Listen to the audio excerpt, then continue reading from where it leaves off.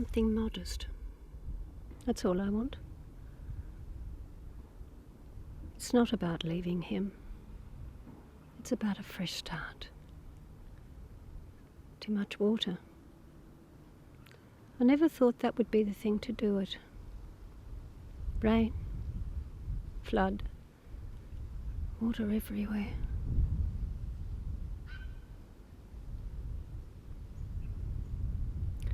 I couldn't find my other boot. I had one, full of water and a paperclip. The other one had floated off, rushed away. Just that boot. It's just an Elmore Leonard library book with comments from another reader scribbled in the margin. Overdue. Lost. It's just a blonde Barbie doll that I'd forgotten she had.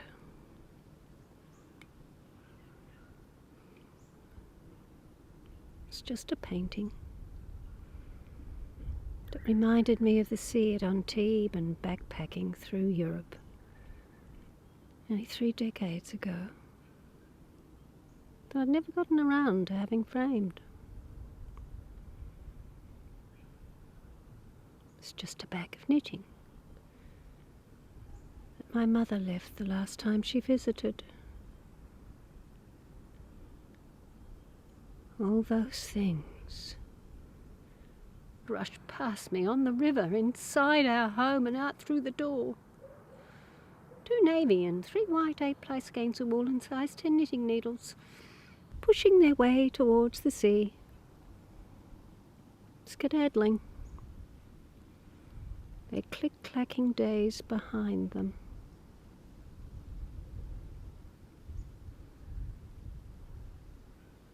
Was his mouth organ. That's what really did it. I find it 3 days later, straddling a fence post in a tangle of wire and grass and leaves. At least I found it.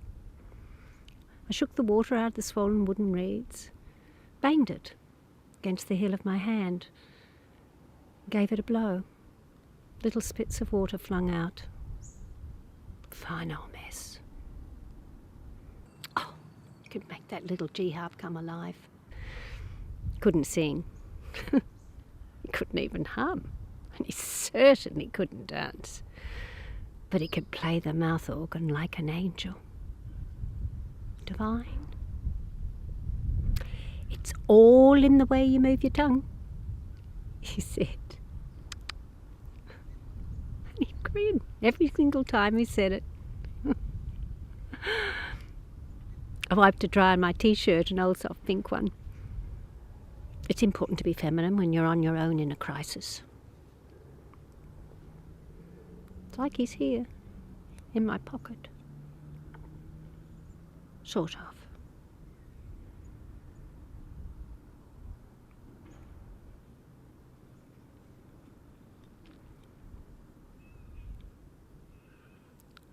More water.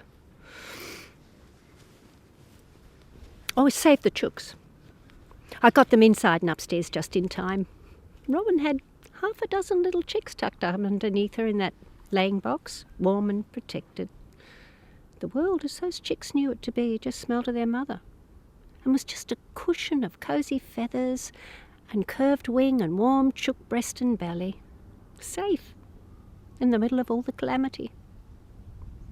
The black plastic laying box had floated out of the chicken coop and was jammed up against the chook wire fence by the time I got to them. Robin had that chooky serious look in her eye, that what the? You know, common to poultry whenever there's a significant change in their routine. Prone to shock they are. Anyway, I got Robin and the chicks upstairs in the bathroom and into the bath, and then I picked Robin up, and together I cuddled her as together we watched through the window as all our topsoil was washed away in that broadening, rising river that surrounded us.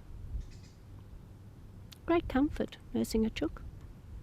Soft and warm and low cooing from Robin. Hard and cold and tut-tutting from me. A attraction of opposites. And that's when it hit me. Floodwater's dirty. Really dirty. It picks up everything in its wake.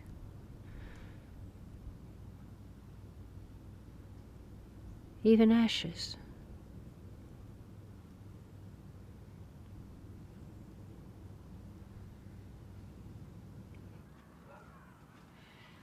The kitchen island bench has floated out the door. More boat than island. Freed from its domestic moorings, released from its domestic entrapment, reinvented as a barge on a mission. South, heading for the sea. I've felt like doing that so many times. The pink and grey glass were hanging upside down from the power lines like bats. No fear of falling. No fear. And that did it. Something shifted in me, out of there. Nothing much to take with me, just a few belongings. Belongings. And an insurance policy. Turns out that it didn't. Belong or insure. Not worth the paper it was written on. They should have saved the trees. I've been living in that town for 10 years, with him every minute of it, one way or another. It's where we'd holidayed when the kids were young. He was always drawn north, inland, the river. Those holidays. You remember the smell of wet canvas and the kayaks and the drone of crickets at night. Campfires burning, overbrewed billy tea, smoking gum leaves. Seems you forget the mozzies and the paranoia about snakes and the persistently pesky flies and dirt on everything and kids whinging. How much further? How much longer? I'm bored. Oh, sorry, the last one was me, not them. I knew we'd live there one day. It's funny when you live where you've holidayed. Funnier even when you're on your own. Not in a ha-ha kind of way. There's nothing funny about Jack, that famous dancer. You know, the kids just didn't get it when I rang them and I said, your dad's sick. He's got Jack, the dancer. Well, how are you supposed to say it? You know, to say it.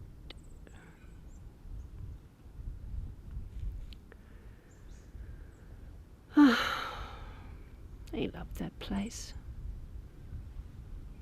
It was his natural home, his niche, although he was born and bred in Melbourne's western suburbs.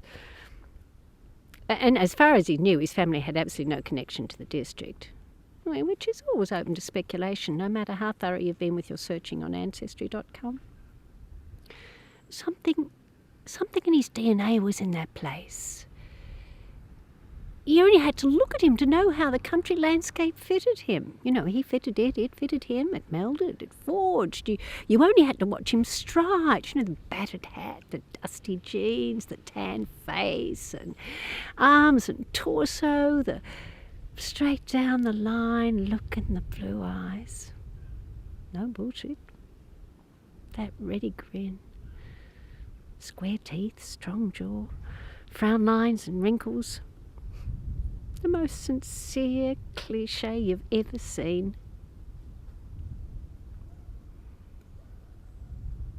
When he died 3 years ago, the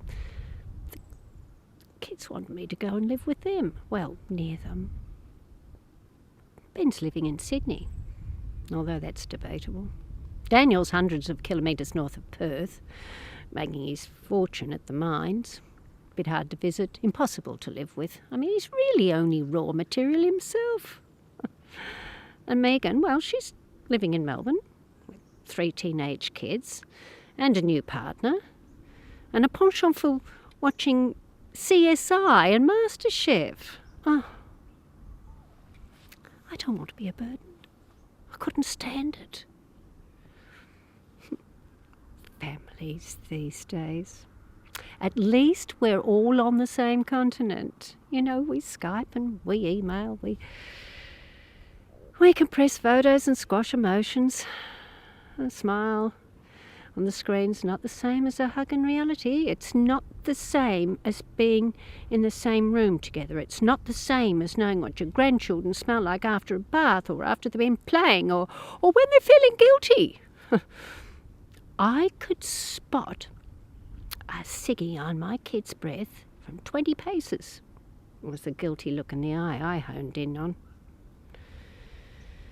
No, there's nothing like just being with, even if you're not talking.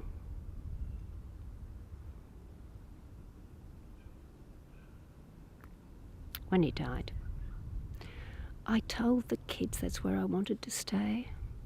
It's where your dad was happiest. I thought I felt near him. Anyway, that's where we'd scattered his ashes. Under the mulberry tree at the back of the chook shed on the anniversary. It's probably a bad decision. It was that bloody tree that kept me there. Most of the young families vow to stay. Country people. You know, they talk about better and stronger and never giving in, courage, sticking together, lessons learnt, stoics.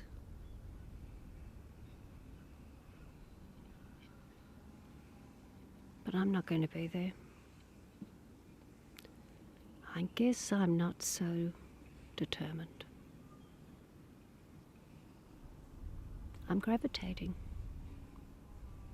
south, back to the sea, my sea, down near the Otways. That's my place, where I know the tides and the moon on the ocean, and where the salt air predictably coats my face, and that southwesterly rolls in every afternoon.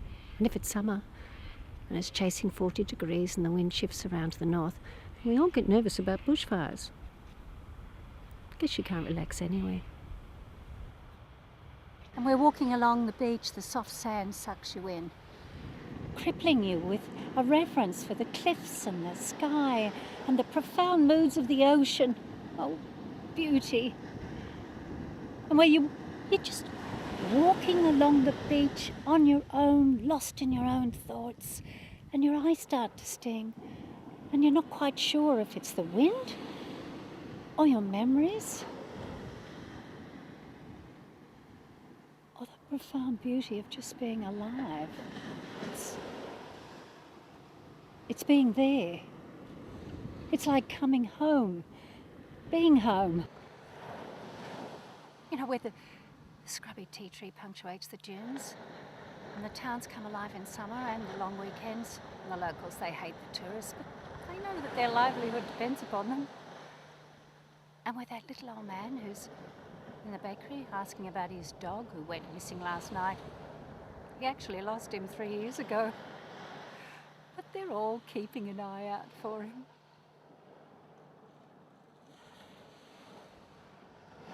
And when you make a dent with your body in the sand, it's always gone the next day. I like that. It keeps you humble. See if I can find myself a dilapidated little cottage somewhere between Anglesey and Johanna that I can turn into something. Something modest, with a bit of a garden for Robin and the chicks to scratch around in. See if I can. See. Find myself. Make a home. See if I can. By the sea. I don't need much. With him in my pocket. Close.